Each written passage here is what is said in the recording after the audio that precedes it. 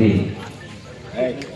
జిల్లా కలెక్టర్ శ్రీ బడావత్ సంతోష్ గారు, అలాగే గౌరవ రమేష్ కుమార్ గారు డిఓ గారు, బన్సిలాల్ గారు ఆర్డీఓ గారు, మండల విద్యాధికారు విజయ్ గారు, అలాగే మాజీ సర్పంచులు వెంకటస్వామి గారు, జవాబుల గారు, మాజీ సర్పంచ్ వెంకటస్వామి గారు, శ్రీగౌడ గారు, సింగోటం గ్రామానికి సంబంధించి ఈ విద్యాభివృద్ధి కోసము ఈ సంవత్సరము నాకు వచ్చినటువంటి ఒక ఎమ్మెల్యేగా ఈ సంవత్సరం 10 కోట్ల రూపాయలు ఎస్సీ పథకం. ఈ 10 కోట్లలో 8 కోట్ల రూపాయలు విద్య కోసమే ఖర్చు పెట్టేటువంటి.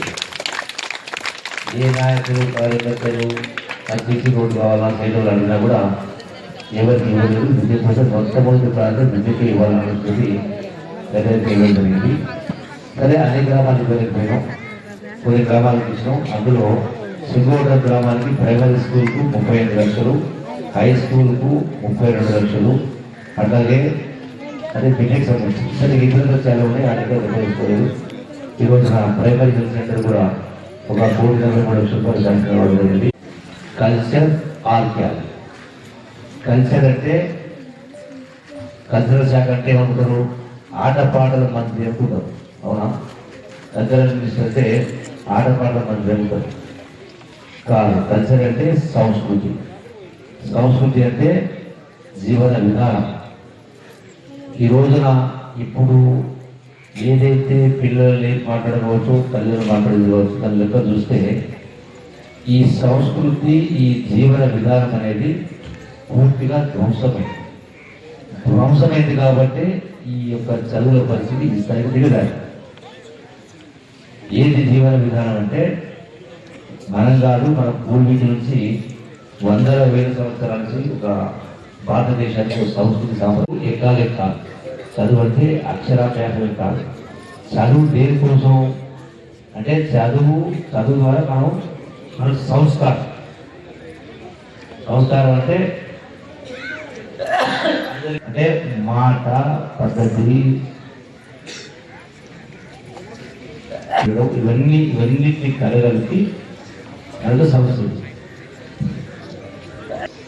ఇలా మనం చూస్తాము, ఎక్కడ చూసినా పైనుంచి కింది దాకా, ఢిల్లీ నుంచి గల్లీ దాకా, ప్రపంచాలు కూడా ఎక్కడ చూసినా దుర్మార్గాలు, దౌర్జన్యాలు, వినడానికి వీలుగాని మాటలు కావచ్చు, పేపర్లో చదవడానికి కూడా భయంకరమైనటువంటి వార్తలు కావచ్చు, అంటే దుర్మార్గమైనటువంటి జరుగుతూ ఉంది ఎక్కడ చూసినప్పుడు.